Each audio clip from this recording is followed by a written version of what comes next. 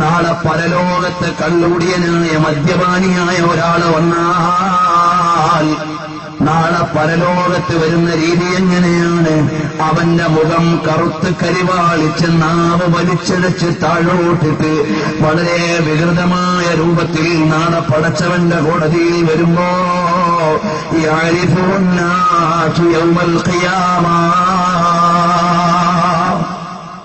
ജനങ്ങൾ മനസ്സിലാക്കും, അതാ ആ വരുന്നവൻ മദ്യപാനിയാണ്, കുടിയനാണ്, തമാടിയാണ് എന്ന് മനസ്സിലാക്കി പോകും. അല്ലാഹു സുബ്ഹാനഹു വ തആല വിലക്കിയ പാനീയം കുടിച്ചവൻ. എന്നാൽ ബഹുമാനപ്പെട്ട ഇമാം ശാഫിഈ, ബഹുമാനപ്പെട്ട ആയിഷ റളിയല്ലാഹു അൻഹ പറയുകയാണ്, ഇമാമിയങ്ങളെ പഠിപ്പിക്കുകയാണ്, ഫലാ തുസല്ലിമു അലൈഹി ഫലാ തഉദൂഹു ഇദാ മരിദാ. മദ്യപാനിയായ ഒരാളെ കണ്ടാൽ സലാം പറയേണ്ടതില്ല. കാരണം അല്ലാഹു വിലക്കിയ വെള്ളം കുടിക്കുന്നവനോട് നമ്മൾ എന്തിനാണ് മുസ്ലിമീങ്ങളുടെ ഇടയിലുള്ള അഭിവാദ്യം കൈമാറുന്നത്? ആവശ്യമില്ല. കള്ളുകുടിയന് സലാം പറയാൻ പാടില്ല. അവൻ രോഗിയായ ആൾ സന്ദർശിക്കാൻ പാടില്ല. ഫലാ തുസല്ലു അലൈഹി ഇദാ മാതാ. അവനോ മരിച്ചുപോയാൽ അവന്റെ മേൽ നിസ്കരിക്കേണ്ടതില്ല. فإنه عند الله سبحانه وتعالى كعابد وثن. അതാ കള്ളുടിയനായ മനുഷ്യൻ അല്ലാഹുവിന്റെ അടുക്കൽ ബിംബാരാധകനെ പോലെയാണ്, പ്രതിഷ്ഠ വെച്ച് ആരാധിച്ചവനെ പോലെയാണ്. അവന് മൂല്യമില്ല. മാത്രമല്ല, ആരെങ്കിലും ദുനിയാവിൽ വെച്ച് കള്ളുകുടിച്ചു പോയാൽ അവന് നാളെ ആഖിറത്തിൽ സ്വർഗീയ പാനീയമാകുന്ന മഹത്വമുള്ള കള്ള് അവന് ലഭിക്കാനില്ല.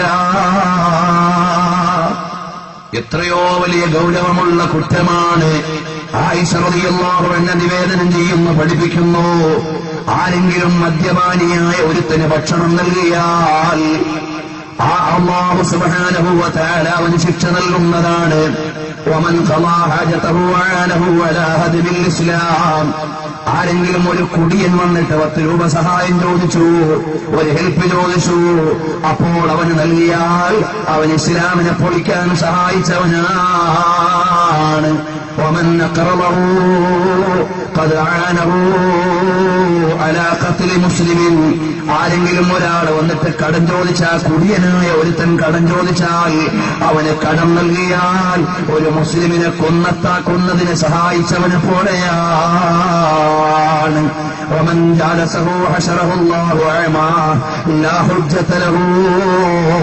ആരെങ്കിലും ഒരാൾ കുടിയന്മാരുടെ കൂടെ ഇരുന്നാൽ അവൻ നാളെ പരലോകത്ത് അന്ധനായി, കാഴ്ചയില്ലാത്തവനായി പരലോകത്തവനെ വിളിച്ചുകൊണ്ടുവരുന്നതാണ്. അവന് പ്രമാണമില്ല.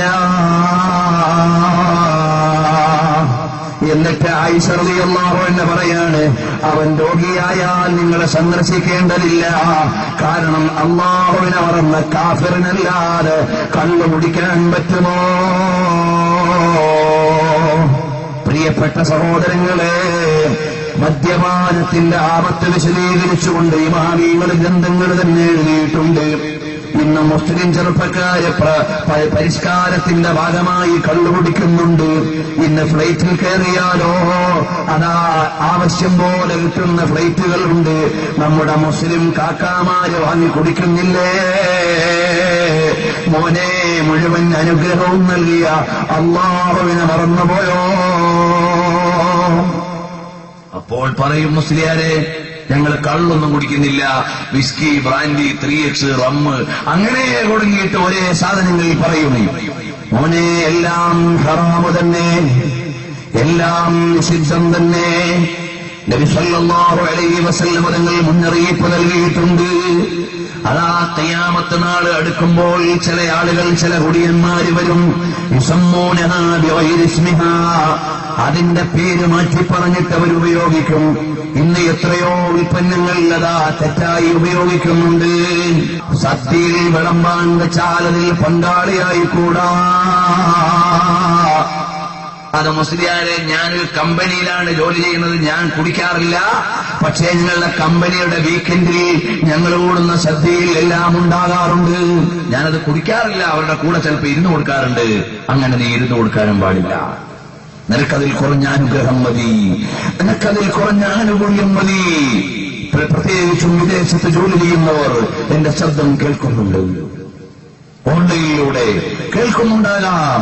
നിങ്ങളുടെ കമ്പനികളിലെ മീറ്റിംഗുകളിൽ മദ്യം വിളമ്പുന്നുണ്ടോ?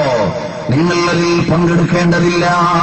അല്ലാഹു അല്ലാതെ തന്നെ നിങ്ങൾക്ക് നിഅമത്ത് നൽകാൻ പരമാധികാരിയാണ്, അനുഗ്രഹം ഉള്ളവനാണ്. നീ അതിനെ കണ്ണടച്ചു കൂട്ടുനിന്നിട്ട് മദ്യം ഒഴിക്കുന്ന സദ്യയിൽ ഇരുന്നിട്ട് നീ കൂടേണ്ടതില്ല. നബി സല്ലല്ലാഹു അലൈഹി വസല്ലം അതിൽ ഖിയാമത്ത് നാളിന്റെ അടയാളമായി പറഞ്ഞതാണ്, മദ്യം വിളമ്പുന്ന സദ്യകൾ വരും. ഏതായാലും ശരി കേട്ടോ, ഇമാമീങ്ങൾ എഴുതി വെക്കുന്നു,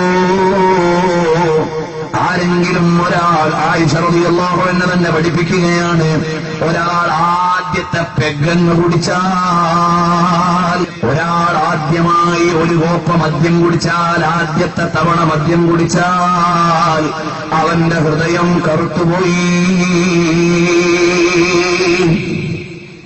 വീണ്ടും അവൻ അതിലേക്ക് രണ്ടാമതും മടങ്ങിയാൽ അവന് റഹ്മത്ത് വിരിഞ്ഞു കൊടുക്കുന്ന ഹഫളത്താകുന്ന മലക്കുകൾ, അവന് സംരക്ഷണം നൽകുന്ന മലക്കുകൾ അവനെ കൈയൊഴിഞ്ഞുപോയി.